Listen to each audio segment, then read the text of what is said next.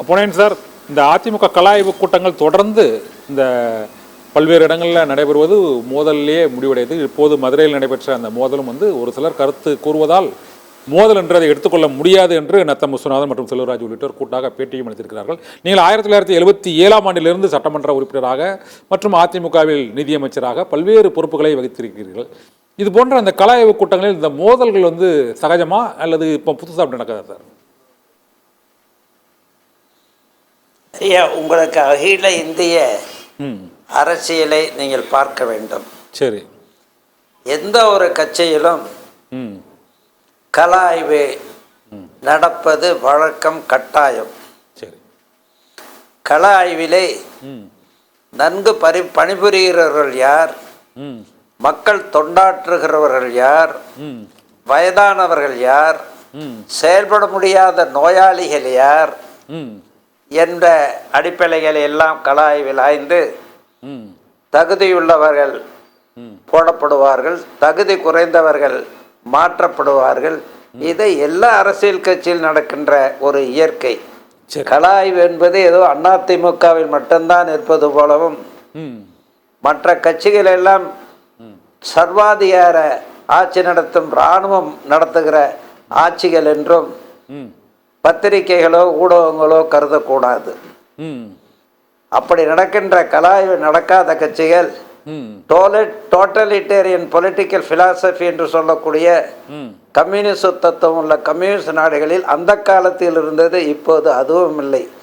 ஜனநாயகம் கம்யூனிஸ்ட் நாடுகளிலும் நுழைந்துவிட்ட காரணத்தால் அங்கும் கல ஆய்வு நடத்தப்படுகிறது. தகுதியுள்ளவர்கள் மக்கள் சேவை தகுதி உள்ளவர்கள் தேர்ந்தெடுக்கப்படுகிறார்கள். இது இயற்கை. அந்த இயற்கையான நிகழ்வு தான் எங்கள் கட்சியில் நடக்கிறது. கல ஆய்வு என்பது கட்சியை வலுப்படுத்துகிற நிகழ்ச்சி.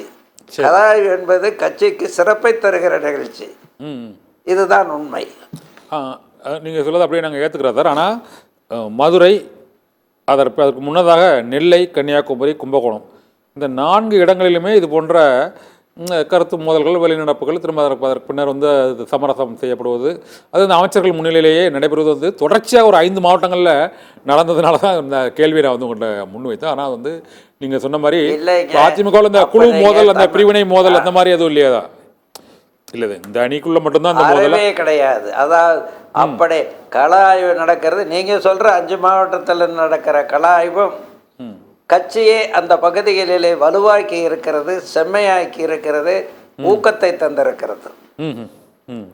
ஆனால் பொதுவாக தென் மாவட்டங்கள்லேயும் கொஞ்சம், இந்த டெல்டா மாவட்டங்கள்லேயும் கட்சிக்கு கொஞ்சம் அந்த அதிமுகவின் மற்ற அணிகளோட நிர்வாகிகள் கொஞ்சம் அதிகமாக இருப்பதாகவும் அந்த நாள் இந்த பிரச்சனை ஏற்படுவதாகவும் பொதுவாக விமர்சனம் வைக்கிறாங்க. அந்த மாதிரி எதுவும் இருக்கா சார்? நீங்கள் என்ன அணிகள்னு எதை குறிக்கிறீங்க? இப்போ பொதுவாக இப்போ அதிமுகவில் நீங்கள் சொல்கிறது ஒரே அணி தான் சொல்கிறீங்க. ஆனால் அந்த ஓபிஎஸ் அணி, மற்ற டிடிவி அணி, அந்த அணிகள்லாம் இருக்குதுல்ல, அதெல்லாம் இந்த கல ஆய்வில் அவங்க பங்கேற்கல தான். இருந்தாலும் இந்த கல ஆய்வில் அவங்க பங்கேற்கல தான் கட்சியோட. இல்லை, இந்த பலவீனத்தை ஒருவேளை கட்சியோட எங்கள் கட்சிக்கு சற்றேனும் தொடர்பில்லாத, கட்சி உறுப்பினரே இல்லாத ஓபிஎஸ்ஐ இணைக்கிறீர்கள், மற்றவர்களையா இணைக்கிறீர்கள்? அப்ப திமுக காரங்களே எங்களோட இணைக்கிறீங்களா? பிஜேபி இணைக்கிறீங்களா? விஜயகாந்த் கட்சி இணைக்கிறீங்களா? விடுதலை சிறுத்தைகளை இணைக்கிறீங்களா? தவறு. ஓபிஎஸ் என்பது அவர் தனி அமைப்பு. எங்க கட்சிக்கு அவருக்கும் தொடர்பே இல்லை. சசிகலாவுக்கு தனி அமைப்பு, எங்களுக்கு அவருக்கும் தொடர்பே இல்லை. அவர்களுக்கும் எங்களுக்கும் சற்றேனும் தொடர்பு இல்லை. எல்லா மாவட்டத்திலையும் எங்கெங்க தொய்வுகள் இருக்கிறதோ தொய்வுகளை சரி செய்ய கல ஆய்வின் மூலம் கண்டறிந்து தகுதி உள்ளவர்கள் அங்கே நியமிக்கப்படுவார்கள், ப்ரொமோட் செய்யப்படுவார்கள். நல்ல தகுதியுள்ளவர்கள் உயர் பதவிக்கு செல்வார்கள். இது இந்தியா பூரா நடக்கிற இயற்கையான அரசியல் கல ஆய்வு. அந்த அடிப்படையில் நாங்கள் நடத்துகிறோம். சரி. ஆனால் மற்றொரு பொதுவாக ஒரு ஒரு ஒரு விமர்சனம் இருக்குது. இப்போ அதிமுக மீது ஒரு விமர்சனம் இருக்குது. இந்த தேர்தல்களில், இந்த மக்களவை தேர்தல் மற்றும் இந்த சட்டமன்ற தேர்தலில் அதிமுகவின் வாக்கு வங்கி ஒரு குறிப்பிட்ட அளவு குறைந்திருப்பதாக ஒரு விமர்சனம் இருக்குது. நீங்கள் அதை ஏற்றுக்கிறீங்களா சார்? அது குறைஞ்சிருக்கா இல்லையா? காரணம் என்ன என்பதையும் காரணம் இல்லை குறைந்ததென்றால் காரணத்தை சொல்லுகிறேன். சொல்லுங்க சார். குறைக்கப்பட்டது, குறையவில்லை. மக்கள் எங்களிடம் இருக்கிறார்கள். எங்கள் உறுப்பினர்கள் அப்படியே எங்களிடம் 2 கோடிக்கு மேற்பட்ட உறுப்பினர்கள் இருக்கிறார்கள். எடப்பாடியார் தலைமையை ஏற்று எங்களோடு இருக்கிறார்கள். ஆனால் நீங்கள் கேள்விப்பட்டிருப்பீர்கள், அமெரிக்கா ஒரு பெரிய ஜனநாயக நாடு. விஞ்ஞானத்திலே சந்திர மண்டலத்திலே மனிதர்களை நடக்க வைத்த நாடு. அப்படிப்பட்ட அமெரிக்காவிலேயே இந்த ஓட்டிங் மிஷின் தான் முன்ன இருந்தது எலெக்ஷன்ல. சரியா, எலக்ட்ரானிக் ஓட்டிங் மிஷின். ஆனா அங்க நீக்கிட்டாங்க.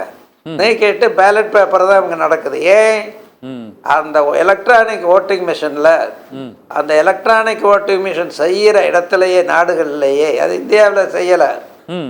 அங்கே ஒரு 10%, 20% அல்லது 25% வாக்குகள் ரெட்டலைக்கு போட்டா சூரியனுக்கு விடும், கை சின்னத்துக்கு போட்டா தாமரைக்கு விடும். அப்படியே அங்க உற்பத்தி செய்யற இடத்திலே கோடிக்கணக்கில் பணத்தை வாங்கிக்கிட்டு, பணக்கார அரசியல் அமைப்புகளிடமிருந்து பணத்தை வாங்கிக்கிட்டு, இந்தியாவிலே மிகப்பெரிய கோடீஸ்வர கட்சியான பிஜேபியிடம் பணத்தை வாங்கி கொண்டு, தமிழ்நாட்டிலே மிகப்பெரிய பணக்கார கட்சியான திமுகவிடம் பணத்தை வாங்கி கொண்டு, அப்படிப்பட்ட அந்த ஓட்டிங் மிஷின்லயே ஒரு 10 to 20% ஓட்டு மாத்தி விளர டெக்னாலஜி உலகத்தில் இருக்கு. அதை கண்டறிந்த விஞ்ஞான நாடுகளே அதை நீக்கிவிட்டன. அந்த தப்பான முறையை கடைபிடிக்கிறார்கள் டெல்லியில் ஆளுகிற பிஜேபியும் தமிழகத்தை ஆளுகிற திமுகவும். இந்த காரணத்தால் ரெட்டலைக்கு மக்கள் போடுகிற ஓட்டு சூரியனுக்கு விழக்கூடிய சூழ்ச்சி நடந்த காரணத்தால் அவர்கள் வென்றார்கள். எங்கள் மக்கள் எங்களுக்குத்தான் ஓட்டு போட்டார்கள், எங்க தொண்டர் எங்களுக்குத்தான் ஓட்டு போட்டார்கள். இதுதான் நடைமுறை உண்மை. அகில இந்திய அளவிலே ஓட்டிங் மிஷினை நீக்கணும்.